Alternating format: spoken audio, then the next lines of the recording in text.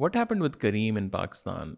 Like, do you think it was like more of just a strategic decision کہ بس پاکستان سے نکلیں, or is it like more of a financial reason? I think جو میں اپنے اس پہ بول سکتا ہوں, I am not speaking on behalf of Careem. ایک تو کریم بند نہیں ہوئی ہے, Careem is a massive technology operation in Pakistan, globally جہاں کریم چل رہی ہے اس کا جو ٹیک کا ایک میسو بیک بون ہمیشہ سے پاکستان میں ہے, لاہور میں, کراچی میں. تو it's not exited Pakistan that way.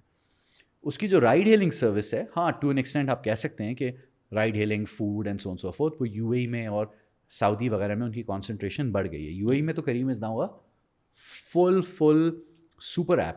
اس پہ آپ رائڈز لے سکتے ہیں, گروسری لے سکتے ہیں, فوڈ آرڈر کر سکتے ہیں, پھر تھرڈ پارٹی سروس رینٹ اے کار کر سکتے ہیں, ڈرائی کلیننگ. تو نہ صرف More like a WeChat. Yeah, it's like a WeChat model. So remittances, Okay. اس میں کریم پے کے والیٹ سے آپ ریمیٹنس کر سکتے ہیں. ادھر تو وہ سپر ایپ بن گئی ہے.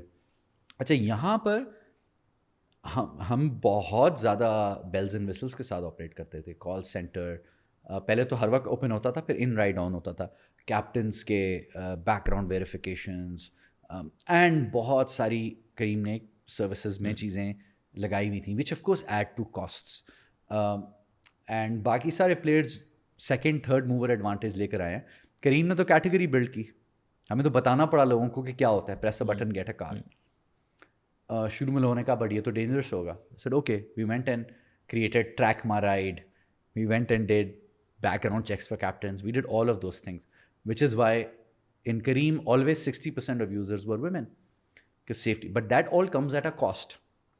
Acha, phir Careem has been here for a while, and jo aapka dollar aur rupee ki parity hai wo bilkul badal gayi.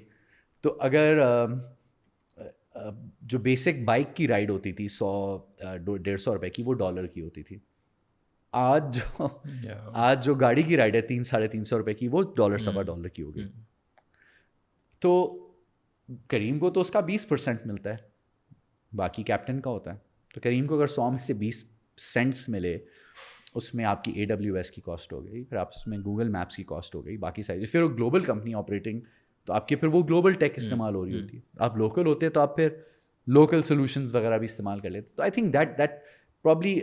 پھر آئی تھنک ایک یہ بھی تھا کہ Careem operated always at a certain standard. گاڑیوں کا پہلے, اب تم بڑے سالوں سے میں انوالو نہیں ہوں, بٹ ایک زمانے تک ساری گاڑیوں کا چیک ہوتا تھا, because there was no way to check cars. وہ بھی ایک کاسٹ بلڈنگ. پاک ویلز کے ساتھ مل کے ہم نے سنیل کے ساتھ ہی, بلکہ جو ان کا آٹو چیک یا کیا ایک آیا تھا product, we were its biggest users. گاڑیوں کے چیک ہوتی تھی. تو آپ جب ایک اچھا, بہت سال کریم نے ریگولیٹرس کو بھی جا کے کہا کہ دیکھیں ایک رائڈ ہیلنگ کا وہ بنائیں, لا بنائیں, اس میں یہ جو ساری چیزیں ہیں ان کو ایک مینڈیٹ کریں, ورنہ آگے جا کے کوئی ایک اسٹینڈرڈ نہیں ہوگا, جو ابھی بھی نہیں ہے.